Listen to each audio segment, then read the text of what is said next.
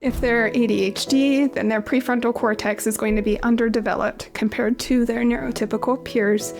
Depending on the study, it's like around 30-40% or so. So if your kid is 9 and they have the emotions of a 6-year-old or the emotional control of a 6-year-old, especially if they have ADHD or they're neurodivergent, they're right on track. It's hard to deal with if they're 12 and they're acting like a 9-year-old emotionally, especially with a neurodivergent kid that's super gifted and we think, you're too smart for this. I went through this with one of my kids. You're too smart for this. Why are you behaving like an 8-year-old when you're 12? Well, because emotionally, they have a different ability set. What if your child could pause before the outburst, the meltdown, or blurting something out that they probably should have kept quiet? If you've got a kiddo who struggles with impulsivity, maybe they talk back, melt down quickly, or just can't seem to stop even when they want to, you are not alone, and you are in the right place. Today, we are diving in to what's actually going on underneath impulsive behavior, especially in neurodivergent kids, and how you can guide them towards calm and regulation without shame, punishment, or constant power struggles. My guest is Emily Hamblin, certified teacher, emotion coach, and host of the Enlightening Motherhood Podcast, which I've actually been a guest on also. She's supported thousands of families around the world, and as a neurodivergent mom raising neurodivergent kids, that's a mouthful. She brings both personal empathy and professional tools that really work. Whether your child has a diagnosis or is just more intense than most, you're going to leave this episode with real-life strategies you can use today to bring more peace, confidence, and connection into your home. And if this kind of support is helpful, hit that subscribe button or tap the bell. We share practical tools like this every week to help you raise calmer, more connected kids. So grab your coffee or fill up your water bottle, take a deep breath, and let's dive in. Hello, families, and welcome back to a new episode of the Fresh Start Family Show. I am thrilled to be here today with Emily Hamblin, who's going to be helping us know what we can do to help kids who just can't stop sometimes. We're speaking about impulsivity in neurodivergent kids and how parents can help. Welcome to the show, Emily. Thank you, Wendy. I am so excited to be here. Yeah, me too. It's been so wonderful to get to know you and your work. I had the honor of being a guest on your podcast, and now we get to be here today for you to bless our community with your wisdom. But do me a favor, introduce yourself, tell the community what you do, what your specialty is, the way that you support parents, and how you became passionate about doing what you do, how you got to where you are now. Awesome. Would love to. So like you said, my name's Emily Hamblin. I'm a mom of 4 kids. My kids are ages 14 and under. And I actually didn't know for a while that we're a very neurodivergent family. Now, I know a lot of people don't know that for a while, but it came as an extra shock to me because I'm a certified teacher. So I took all of the classes. I took all of the psychology courses and everything on neurodivergence, although I didn't even know that term at the time. So it's super interesting when I discovered it in my own family. And the way I discovered it was our intense emotions. If my children had really big emotions, they brought out my own big emotions. I found myself screaming at my kids, just stressed to the max, and showing up in ways that I always promised I wouldn't. And it felt like there was nothing I could do about it. So I decided maybe it's that I need a different way of parenting. So I chose a different way of parenting. I dove in. I discovered through my children's diagnoses that I'm neurodivergent myself. My kids are neurodivergent, and understanding that has been one of many puzzle pieces to why we were having such big emotions and especially what to do about it, right? So now I'm really passionate about helping other families the same. I decided to transition from teaching, where I loved teaching children, but I noticed in my classroom, which was my home, the last few years were classrooms in my home, that whenever I worked with kids on their emotional intelligence, their academics soared. Oh. And so that became my passion. Okay, I need to teach other parents about this too, and how to teach it to their kids. And when you say you were a teacher, what did you teach, Emily, back before you switched into this full-time gear? I taught everything. This is a sign of ADHD. They call it habit hopping. I'm going to call it having a very wide experience in life. I taught everything from daycare up through college and every single thing in between. I taught college, high school. I've taught online. I helped develop online programs for the University of Arizona. And the last few years I was teaching in my home. I alternated between teaching a micro school for elementary school, so grades K through 2, and teaching an in-home preschool. So I kind of alternated those for a few years when I decided to transition fully online. Are you in Arizona? Yes. Okay, cool. We're right next door. I'm in California. Yeah. So we have a lot of micro schools. So cool. This idea of upping the emotional literacy in children, helping them academically increase their abilities is so, so cool. That's amazing. Okay. And so before we hop into this concept of like the impulsivity that show up in kids that are neurodivergent, will you help us understand what is neurodivergency? What is neurodiverse? Like those two different words. What are we looking at here? I think I am in a season of life where I'm seeing a lot of people, even as adults, realize, oh, I'm in the neurodivergent bucket, right? Like some of my favorite fellow parenting educators recently are like, oh, I just learned I'm on the autism spectrum. I'm like, huh. That's interesting, right? Like Mary Van Geffen's been really outspoken about that. Yeah, Marcella Collier, who leads High Impact Club. I love the work that she does. She's like, oh, that's interesting, right? Like a lot of parents are like, oh, okay, I'm ADHD. But what does that even look like? Because I stand at the intersection of watching and learning about this world of neurodivergence and diagnoses, and then also having a very strong understanding of conditioning that has to do with the nervous system and the way you watched things happen in your own home when you were growing up the first decade or two of your life. So it's been very interesting for me, and I'm still so new in this journey, to understand what is conditioning and what is actual neurodivergence and where do those meet. So maybe you could tee that up for us. What are we talking about here? Oh, these are such good questions. So I'm going to go back to the original one, the difference between the words neurodiverse and neurodivergent. And neurodiverse, neuro means brain, right? That's what we love to talk about is our brain. And diverse is just that there's some sort of difference. So we're all neurodiverse. Our thumbprints are neurodiverse. We all have different thumbprints. They're all different from each other. Neurodivergent is often compared to neurotypical. So I compare it to eye color.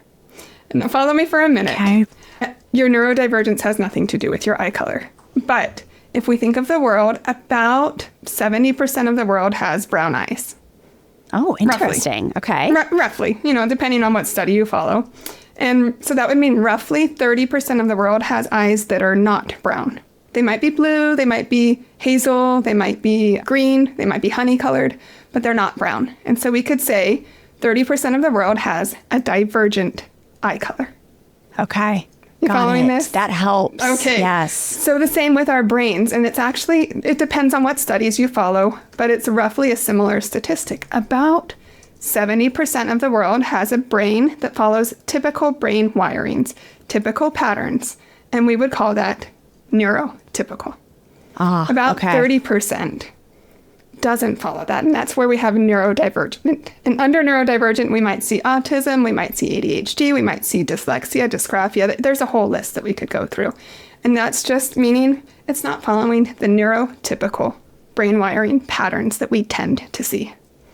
That is really, really helpful, because I think what I struggle with, Emily, is the whole the disorder label or seeing it as like a problem. Like my gut, my intuition is really it's hard. It's very tough for me to, so I just see it. This helps. And under the neurotypical bucket, we're talking about things like social interactions? It would depend on the diagnosis. If we went to autism, for example, it's typically has a difference with their language. So their linguistic communication will be different. Their social communication and social interactions will be different. And their sensory processing will be different. Now you're noticing I'm also choosing to use the word different. I'm not saying disordered. I'm not Yes. saying wrong. I'm not saying bad. I'm saying it's just different. And I can tell you I have 2 autistic kids, and they're wonderful. And I love the words that they use. One of my kids, it was just last night. I said, hey, do you like when we sing to you at bedtime, or does it keep you up? Does it help you sleep? And he said, Mom, I think it makes 0% impact on me. Nice. And so it's fantastic communication. It's a just neutral, yes. It's just different, right? It's just different. Oh, that's so cool. So that's how I see it. And of course, I'm in the neurodivergent world, so I tend to see them. We have additional strengths that come with our neurodivergencies and additional challenges, right? Like we're talking about today, impulsivity control. That can be a challenge. It can also be a strength.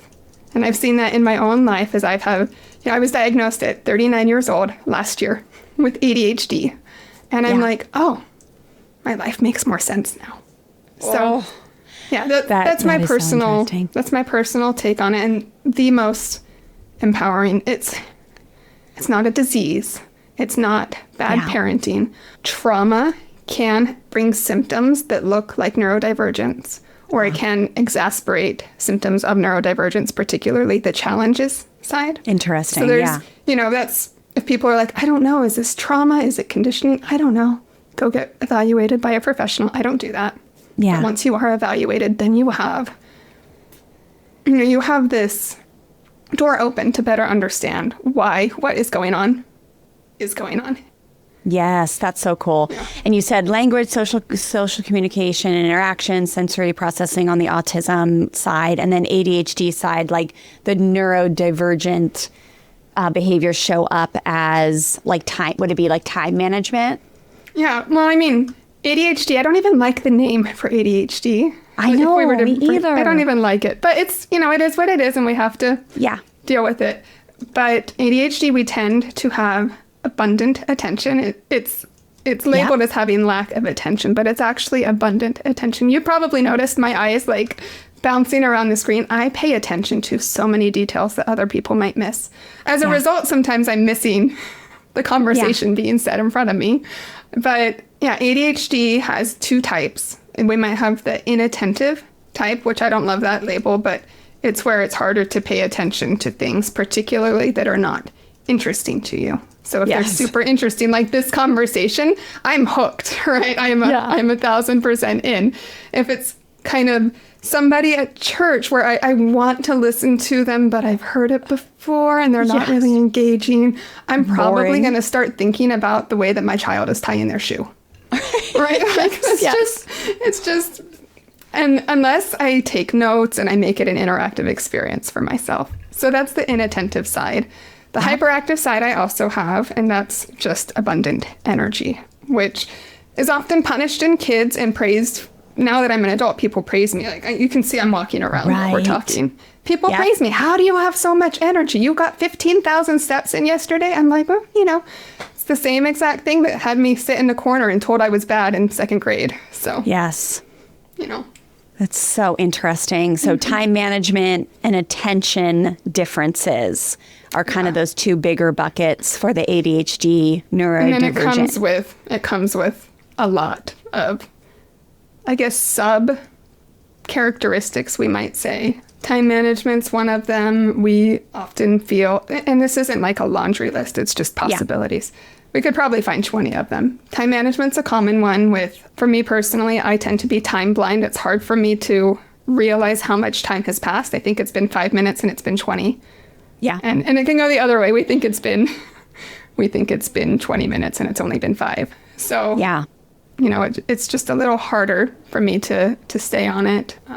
Emotional regulation is a huge part. We tend to feel our emotions very deeply, very bigly, and very quickly. Bigly? Is that a word? Yeah, I like it. Let's do it. It is today. It is today. Bigly and quicker. Oh, it's so good. Executive function, sensory processing. Like, there's a lot if we went into it. Executive function, again, is like making the decision, like self-control, maybe?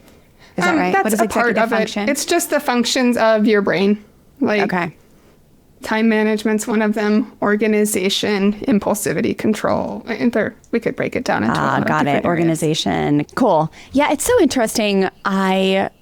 The way I operate, and this is why I think it's still hard for me to understand.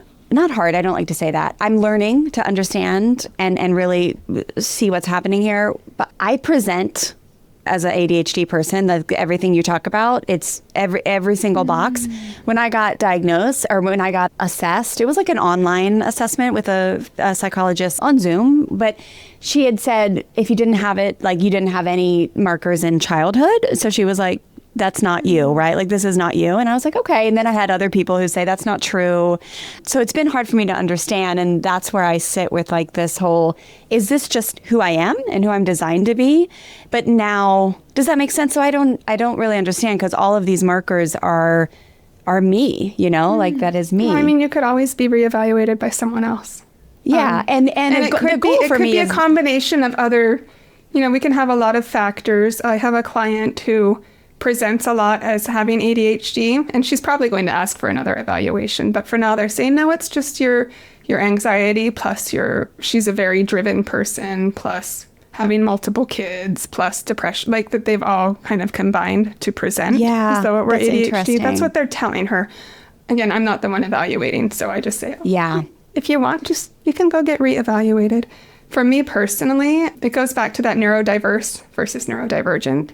Yeah. If you feel like you or your child have a differently wired brain and you don't have a diagnosis, you can still use most of the strategies for yourself. Not the medication maybe, but pretty much every other strategy. If it feels like it's aligned with what would help you, you can go ahead and try it out. Does that make sense? Yes, because you're just looking like... you don't need a diagnosis. You're just looking to realize, I connect more, or I match the patterns more of like the minority of the world, right? So if that 30% bucket, maybe 20% or 15% are like ADHD, 15, whatever, all the things. You're just like, I match that. Breakdown. Yes, exactly. It's like you're just looking, it's almost like you're looking for like belonging a little bit to know that like, together we know that this helps us, and we don't need to shame ourselves for not being, like I have someone on my team who I hire, she's like our planner, and she is literally like, it seems like the way she's designed to plan and time block and get ahead of her schedule. And I am like, fly by the seat of my pants person, always moving, and I'd like to change my behavior, and we're working on that, like, especially with like calendar stuff. And you just don't need to shame yourself. So I think understanding where you belong helps you not be hard on yourself and not be hard on your kids, but instead just come beside them and be like, okay, here's what we're working with. Now let's work on some tools to help with that. And I think that's what's so beautiful about your work, Emily, is you specifically have the teaching mechanisms to help with these kids. And so let's get into that. So today we're specifically talking about impulsivity in these neurodivergent kids. And this idea, and I see this a lot in our families is, well, again, it's interesting because we work so much on the modeling, right? So we work with a lot of families who had parents specifically on the aggressive side, right? So like who were authoritarian families. That was just the way parenting was done back then, right? My way or the highway, autocratic parenting. You don't question authority. If you do, there will be a price to pay. There's either physical hitting and harming. There's yelling, right? These are all very impulsive. And like there's the creepy religious side. For some circles, they were trained to like not, like, don't be angry. Like, don't hurt and harm your kid in anger. You have to wait till the calm time, and then you hit and harm them and tell them it's loving. Like this is all part of our community's worlds, and it's just heartbreaking, right? But there was impulsivity of parents, right? Like the yelling, the threatening, and so then those parents grow up and they're repeating the same cycles, and they're trying to stop, but their nervous system is still operating out of that, right? Yes. And so there comes this time where it's like, you look at a kid and you're like, oh, that kid has a hard time keeping their hands to themselves, or they have a hard time not yelling at their sister or brother when they, right? So this is, again, the intersection of what is this conditioning by watching a parent who is learning to undo these cycles at 30, 40 years old? Or is it really their wiring that causes them to have a more of a challenge with the self-control, right? So tell me from your angle, the kids who are on this neurodivergent side, how do you see it as the impulsivity, and like, how does it show up for your families where kids just can't stop? Yes, this is such a good question. And I love that you're asking, is this the nurture or the nature? Isn't that the ultimate question with kids? Yes, it is. Is this because they saw parents who were reactive? And I know there's parents everywhere who are putting their head down and they're like, oh, yeah, it's all my fault. But I mean, your child's also a human, and they also have a nervous system, and they're wired. I mean, this is where knowing some simple brain science super helps, right? Where right here in our prefrontal cortex is where we want to, as a parent, not yell at our kids. We want to show up calm and collected and loving. But down here in our survival brain, and more of our automated part of our brain, is where the learned reactions live. And so, there's a lot of how do we get it from the prefrontal cortex down to the more automated sections of our brain. But we can start by understanding, with children especially, they feel an impulse here. And this is what's connected to their body, right? This is your brain stem. It comes down, connects to your body. Yeah. And if there's a different wiring, like with autism, for example, between your survival brain and your prefrontal cortex, it's probably going to be a bit slower, the communication. So they're acting before they get a chance to even think about it. Then they do it, and then they think about it, and they're like, oh, shoot.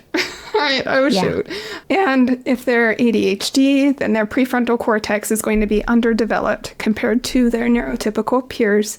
Depending on the study, it's like around 30-40% or so. So if your kid is 9 and they have the emotions of a 6-year-old or the emotional control of a 6-year-old, and especially if they have ADHD or they're neurodivergent, they're right on track. It's hard to deal with. I mean, if they're 12 and they're acting like a 9-year-old emotionally, especially with a neurodivergent kid that's super gifted and we think, you're too smart for this. I went through this with one of my kids. You're too smart for this. Why are you behaving like an 8-year-old when you're 12? Well, because emotionally, they have a different ability set. And so when I was a kid, I have a very clear memory. I was probably 6 years old at my grandma's house. You already know where this is going to go as soon as you hear it. She had one of those handmade doilies, the ones that they used to crochet by hands, and it was my mom still makes gorgeous. them. I'm sure one of her friends made it. It had been there for as long as I could remember, and there was a pair of scissors sitting on top of them. You already know where it went, right? I was thinking you're going to rip it. I didn't even think. I remember just picking up the scissors, and the only thing I thought was, I wonder what this is like to cut. And so I started to cut through her beautiful handmade doily. And about halfway through, I realized, oh, wait, I shouldn't be cutting this. This is not okay. And so I kind of put the scissors down and stopped halfway through. I think I was caught right around then, too. And we don't need to talk about that too much. But I just remember big in the reaction. moment. There's probably a big reaction. Like if you had said, what were you thinking? My response would have been, I was thinking nothing. And if you really push it, I would say I was thinking that it was interesting to feel how it cut through that. Yeah. So it wasn't me being bad, for sure. It wasn't me being disrespectful. It wasn't me not being thoughtful or not caring about my grandma. It was just the automated part of my brain acting before that thinking brain kicked in. Yeah. And we see it as, in children, it drives us crazy in kids, when they're blurting out or they're interrupting you, and there's a lot of reasons why that happens. But really understanding it's because they don't yet have the ability to not do it. And we can teach them that, but they don't yet.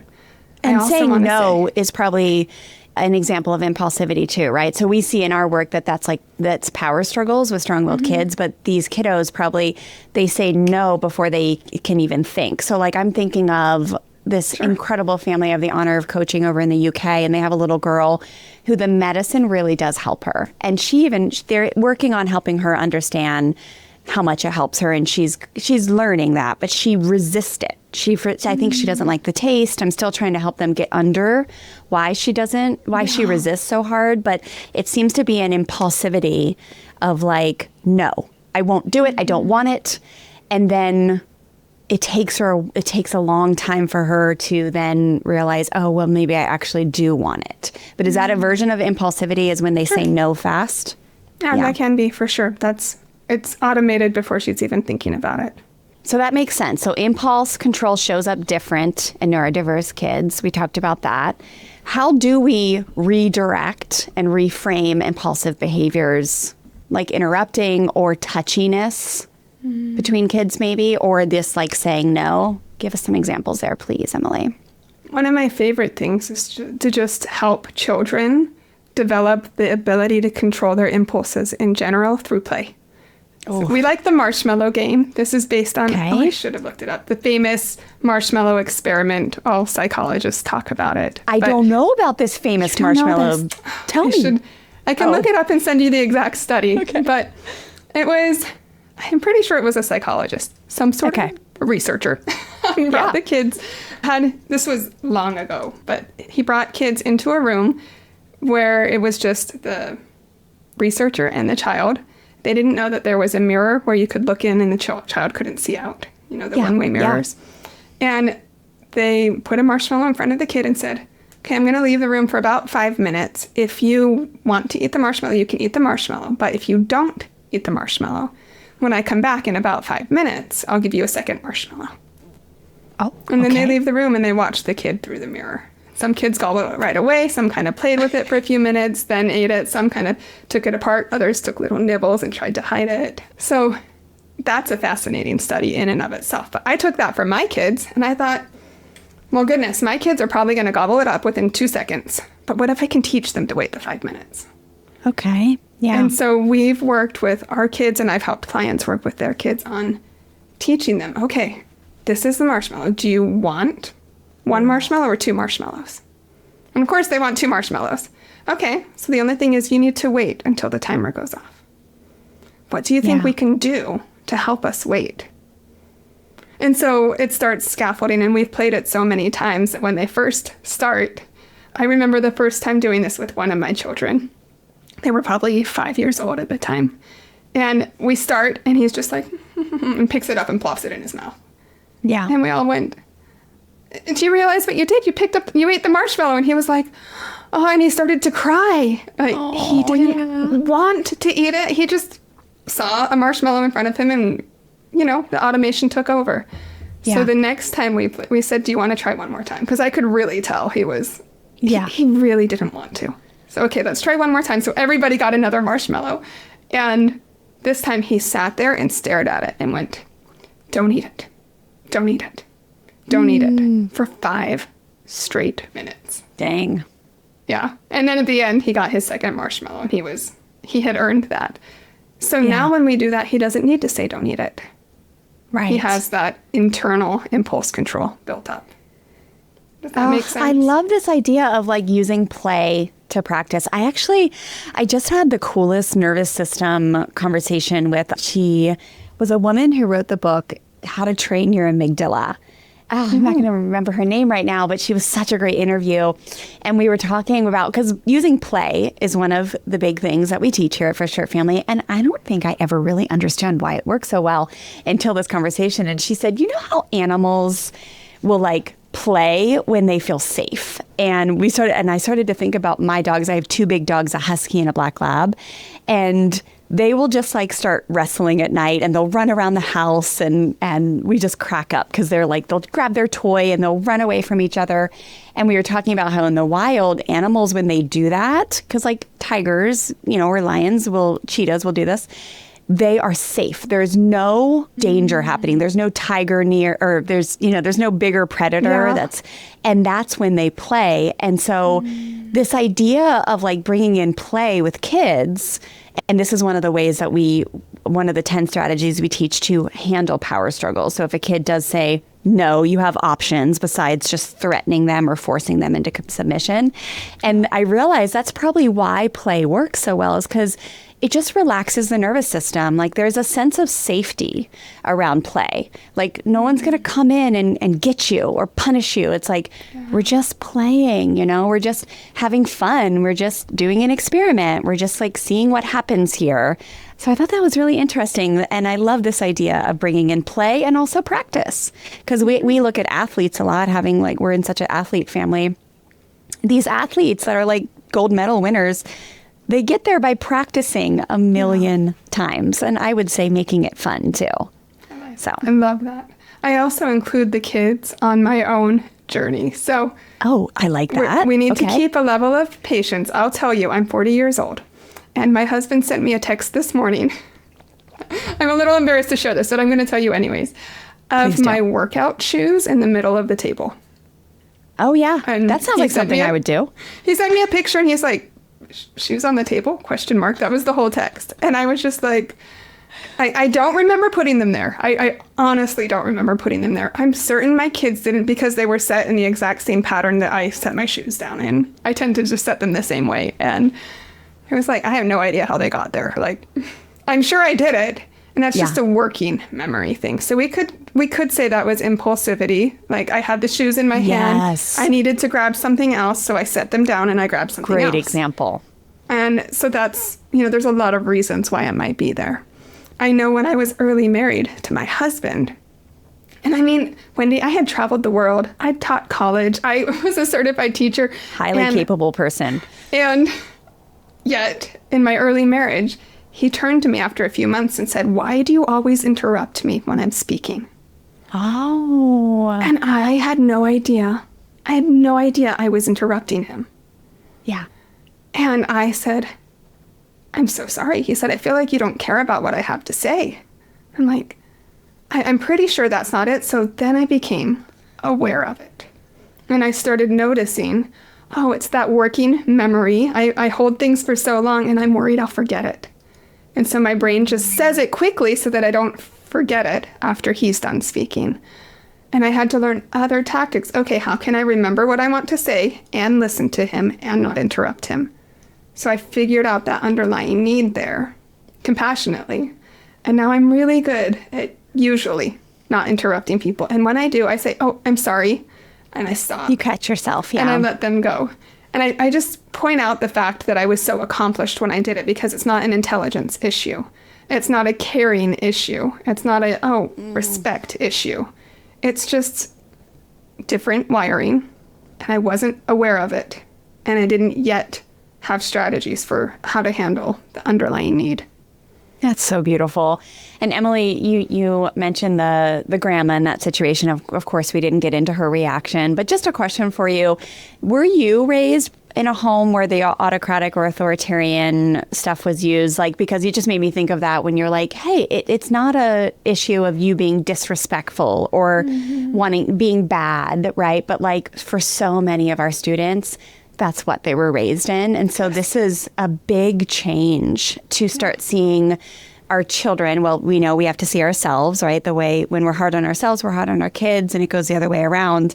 But like to start seeing a child, which is module 1 of our foundations course, it's like the paradigm change, right? Like they're not out to get us. They're not trying to be bad. They're not just these selfish, naughty little sinful creatures who are like, all the things that a lot of us were taught young or raised with.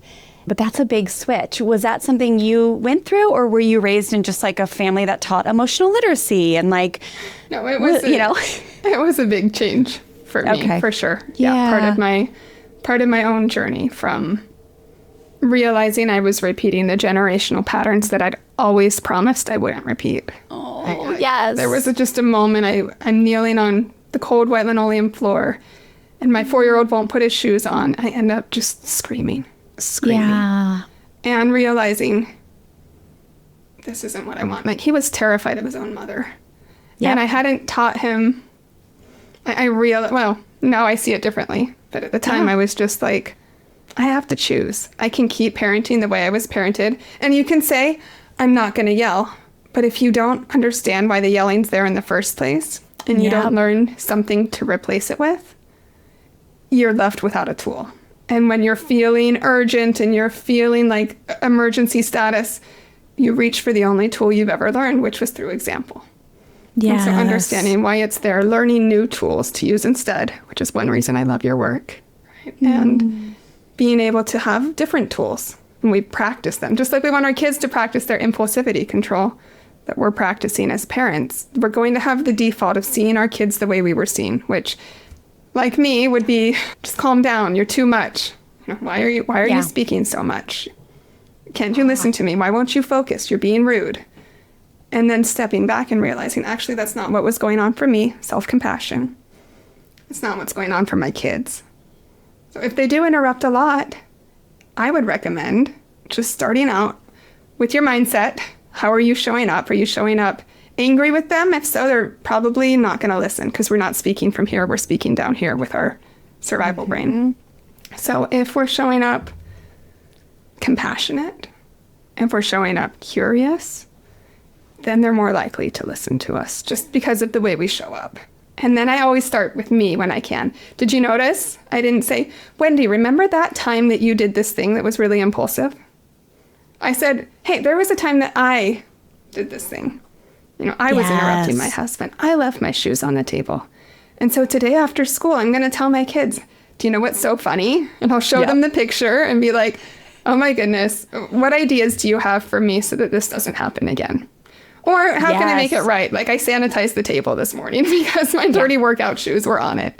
Like, what ideas do you have that I can make this right? And if it happens a lot, what's a plan so it doesn't happen a lot? I don't think it's happened before, so I'm not going to worry too much about the plan at this point as much as the repair. And then just bringing them in. Then when it's time for them to be like, oh, look, you did this thing that was a mistake, impulsive mistake. It's not a huge deal. Right. Because I already did it. And it's like, you don't need to beat yourself up, we're doing this together. Yeah. You're in that moment, you're modeling the humility, the normalization of mistakes and imperfection. And the whole, the idea that you don't need to beat yourself up. You do need to take responsibility for sure, right? And we are able to do that with compassion and grace. And that's actually what the researchers have proved actually creates the behavior change. So, it's so beautiful. And I imagine, a lot of us are learning to remother ourselves in those moments too. Yeah. I think of a mom in our community who, she was just, we have a spectrum of families, right? Some were raised in homes where it was just kind of normal, fear-enforced normal stuff. I think most parents parented with autocratic ways, right? Even though my husband is an example of a mom and a grandma who seemed to be the OG positive parents. They just didn't have strict, he wasn't raised with autocratic stuff. I wonder if we could call that a divergent childhood. I know, right? Seriously. We can, yeah. But she was in a very high control religious upbringing, very extreme harm hitting, layering on the religious indoctrination that it was her fault and all the things. And then she just recently got diagnosed as an adult. I think her main diagnosis is ADHD. It might have been a little on the autism spectrum too, but I think it's mostly ADHD. And she was sharing recently in our group of just the grief that she's going through of it just feels it's double wronged. Not only did you not even try to understand me, not only did you hurt and harm me and do these things, but I just wish somebody would have understood me. This is one of the reasons why I couldn't sit still, or that I had this impulsivity, or that I had trouble sitting in a pew for 3 hours of service, right? And so that the concept of when you're parenting your children, you're also reparenting yourself, and you're learning to give them compassion at the same time you're giving yourself compassion that you never had, right? That shoe situation is such a great example. The knee jerk might be ew, that's disgusting. What were you thinking? I was embarrassed. I said, oh my goodness. What did I do? Re-giving it to yourself in that moment of, I'm thinking of this student of something she didn't have growing up, which is oh, Emily, that makes so much sense. Your brain is really good at doing a lot of things, and sometimes you just don't follow through on the one thing, and you know how to fix it. You know how to clean the table. And let's look at, like, that's a remothering act that is like so beautiful. It happens inside our head. I'm getting goosebumps, Wendy. That's so beautiful. You know what I mean? It happens inside your head as you're grabbing the cleaner. But I think it really is an important part of this work. So I love that. Okay, our last point here, Emily, if we want to help our children who seem to just have a challenge stopping sometimes, this idea of impulsivity is setting boundaries that actually work for neurodivergent kids. So riff on that for a moment. How does it look different for these kids to set strong boundaries with firmness and kindness and connection and all the things? Yes. Well, first, I want to just go back to the last point really quick, because we talked so much about the challenges of impulsivity. But I started out saying that there's more strengths than challenges. Ooh, I just want to say one thing. How in the world can impulsivity be a strength? So here's just a guess. How long do you think it took me to get my podcast up and running from the time I had the idea till the time my first episode was posted? How long do you think? 1 week. It was 24 hours. That's amazing. Yeah. And sometimes it goes the opposite because we're so used to being impulsive that we'll spin an indecision for 6 months or a year. But for me, I was like, I want a podcast. Like, I didn't even have a business at that time. Actually, that's how my business started. I was like, I just want a I'm reading this book by Ross Greene, The Explosive Child, highly recommend. And I want to tell people what I'm learning. I'm just going to start a podcast so that, I can tell people about it. That was it. And then it was me Googling how to start a podcast and sitting on my couch after the kids went to bed, actually laying on my couch, speaking into my iPhone. Those are my first few episodes. No script, just like... And so in that regard, it's a strength. Like, I recently started a child's class where I'm teaching kids directly about their brain. It's the brain body emotional regulation class. It was 2 weeks from idea born to starting a cohort to opening a second cohort to teaching 20 children about their brains within 2 weeks. And it's not because I'm a super genius. It's that impulsivity. I really do think so. It was just this action. It's the ability to go and go when you set your mind to something. And it has blind sides, it has challenges. But if we see it in our kids, so many of the characteristics that got me in trouble as a child get me praise as an adult. Yep. And if we see our children in different environments and in different perspectives, we'll notice that both are there. It's so beautiful. Yeah, that's why, again, I just check all these boxes. I share that exact similar thing, and I feel like I'm a queen at what is the task of perfection is the opposite of, or the enemy of done, right? Or I have this gift of being able to I'll just create it and teach it and go. And it's not perfect. I have this comfort zone with throwing stuff up. There'll be a reg page or something for an event that we're having that I'm just blah, blah, blah, done. And the team is don't we need to double check it 5,000 times? And I'm you know what? We'll catch it. If a registration gets blocked or the tag doesn't put on something right.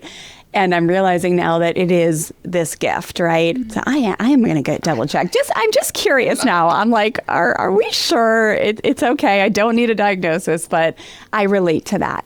And it has its challenges, and it also has massive gifts. And so I like this idea of looking for that in the kids. And we always say here, Emily, is make sure you're sharing with them the points of inspiration when you see it, right? I think that really helps a kid with their belonging and their sense of power is it's very different than praise, right? We teach encouragement versus praise. So praise is good job, you're such a good girl. Now you get a jelly bean, to more wow, I'm really inspired by you. You've inspired me to take action. I've noticed that you are really proficient at Stella, when she was little, she'd be I want to sell rocks and I want to start a business. I think of the day when she was I think she probably was 4 or 5, maybe she was 6, but she was I want to start a business, I want to sell rocks. And she put together that little business, and I wanted to be no, it's Monday morning, no one's going to buy the rocks. And she painted these rocks. We went out front, and I think she made $28 that day from random grandmas walking around the block or something. That's awesome. But really seeing it and saying, that is a gift. Like you really have high levels of courage.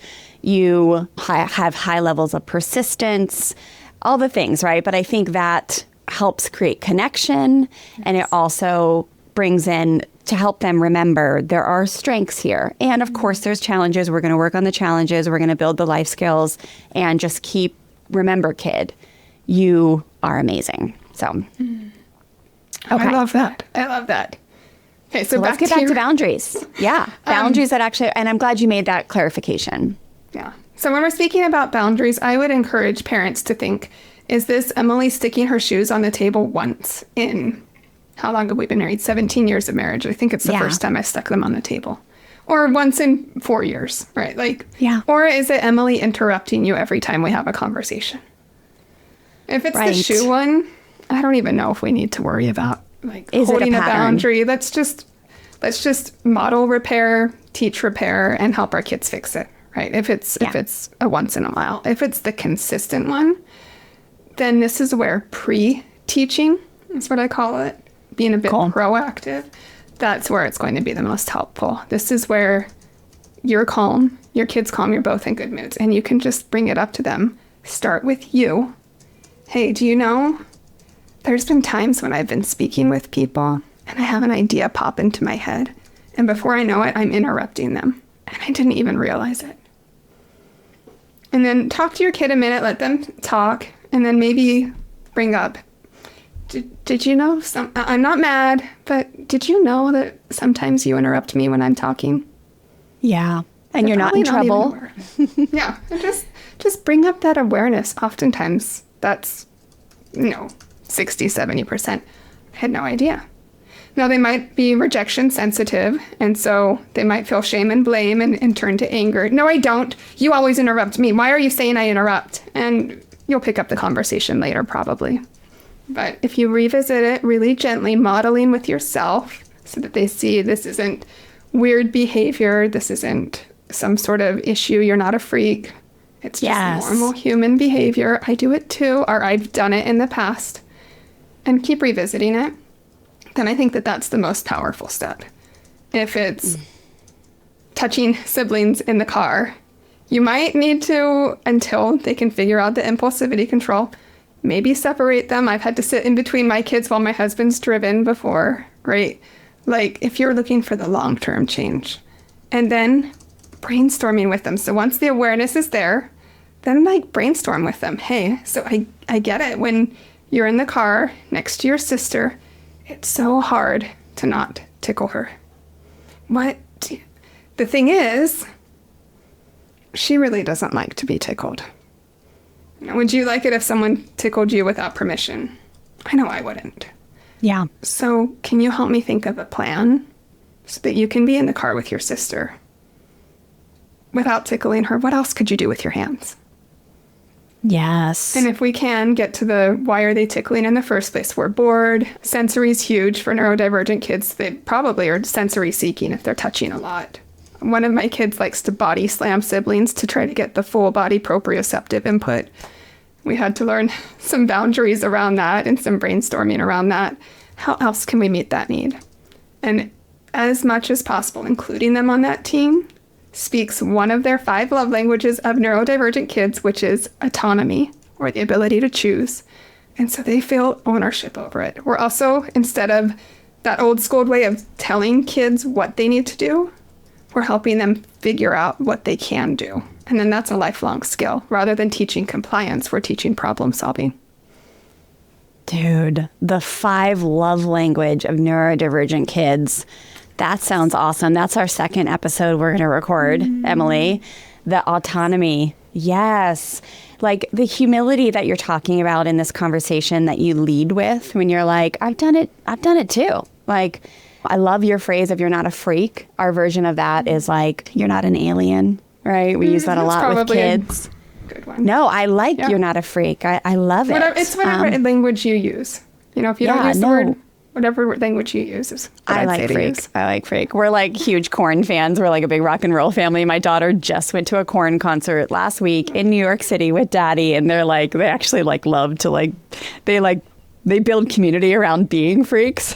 I love that so word. funny. She actually caught a drumstick in the crowd of 80,000 people, which is very hard to do. Like, it's the second time she's done it at one of these big concerts. First time. Was she was 10. We were at a concert in Ireland. I love it. We went to see Metallica, 75,000 people. She caught the drumstick. Second time here. But that's like a great example of how her impulsivity was a gift there, because she had to like fight a full-grown man for it. It was a wild story for another day. But I like that. You're not an alien. You're not a freak. And then bringing in the humility and like the tickling thing. Like I just am such a firm believer that you can really find connection anywhere if you're willing to really see humility as a superpower. So like you might think, oh, I don't have an impulse control to like tickle people. Well, you sometimes do. Like if you see a baby and you're like I've heard the Minions call it cuteness aggression, where you kind of want to like grab their cheeks and like, or bite a baby. Their thighs, their little feet.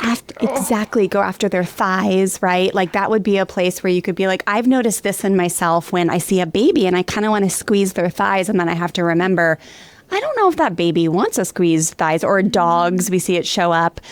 My Stella has always had cuteness aggression.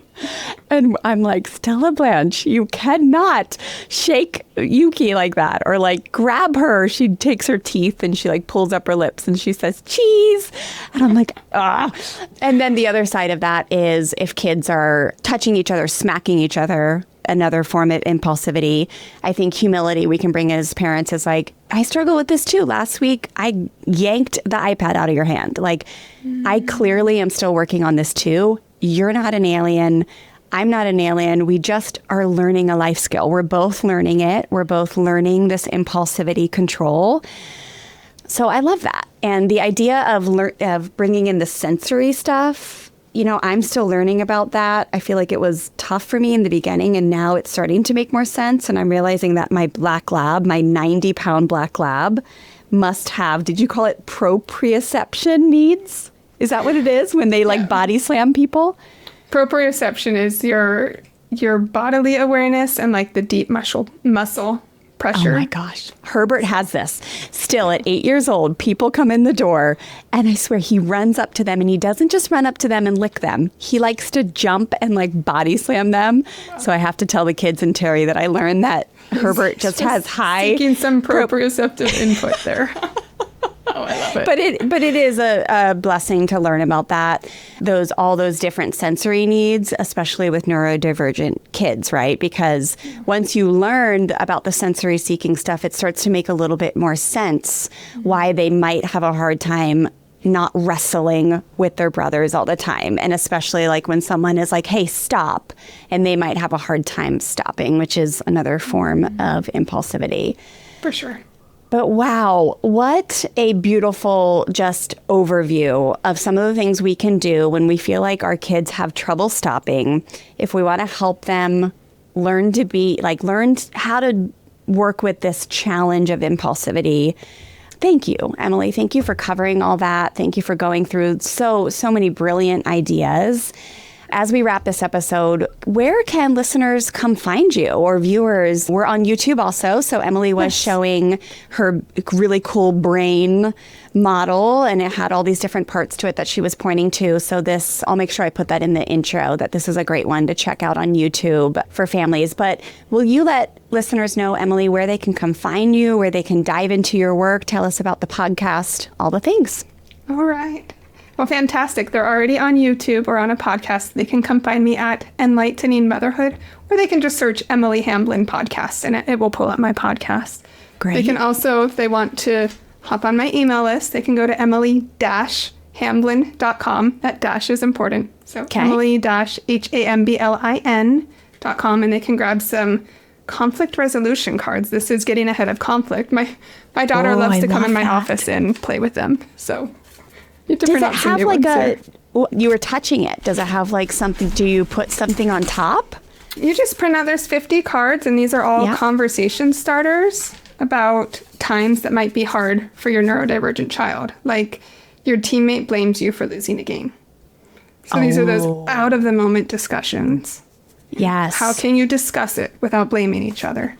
And then it has some ideas for, how you can handle some of the harder times with your kids. For a second, I thought you might have added like... That would be cool. No, I was just showing... Wouldn't that be cool, Emily? I guess we can't see on... Well, if they're on YouTube, they can see it. But I just had this idea that because we do some of these cool flashcards sometimes as giveaways. And if you, like a peaceful conflict resolution template that it sounds like you have in this amazing giveaway when they join your email list, if you could add some like sensory things to it that they could touch while they're holding it, could be cool. I'm just saying, could be cool. We can I start don't think telling my our executive clients. functioning would finish that project, but I would love to start it. Totally. I'm such a starter, not a finisher. That's so funny. My husband is the finisher, and I'm just like, must be nice. I'm going to make a mail stack over here. I'm going to start redoing the screens on the windows, but I'm not going to finish it. I'll maybe finish it next weekend. Emily, you are so fun. I really do think that learning with you is fun. You make learning easy, and I think you just help parents feel less alone. So thank you for all that you do to bring guidance and education and support to families. And this has been a really fun discussion. So thanks again for being here. Thank you, Wendy. Before you go, I have a question for you. What if parenting felt peaceful and empowered? And what if your days with your children felt connected and joyful, even if you are raising a strong-willed child or kids who really aren't shy with bringing the sass? Look, I know that you have worked so hard to become a loving, generous parent. So why does it feel so stressful? Well, I want to introduce you to something brand new that I've created called the Fresh Start Family Quick Start Learning Bundle, where I share my 3 secrets to empower, connect, and build true collaboration with your strong-willed child or kiddo that pushes back often. Because empowerment and connection as a parent starts with you leading the way towards more peace and joy in your home, not waiting for your kids to become easier or your spouse to become more supportive. This free learning guide and 1-hour interactive workshop will help you rewire your nervous system around misbehavior, stop the reactive parenting patterns, and implement an easy, powerful parenting framework that sets you up for success with more cooperation, respect, and connection in your home. Plus, it comes with the 5-minute Say This, Not That reset to give you an instant lift with a cooperation from your kids. So you can have increased peace and joy as a parent anytime you want. All you need to do to get the free Quick Start Learning Bundle and save your seat for the interactive workshop is go to freshstartfamilyonline.com/power. Hooray! You made it to the end of a Fresh Start Family Show episode. Thank you so much for being here. If you have a quick second, make sure you hit subscribe to our show so you can be updated when our new episodes drop.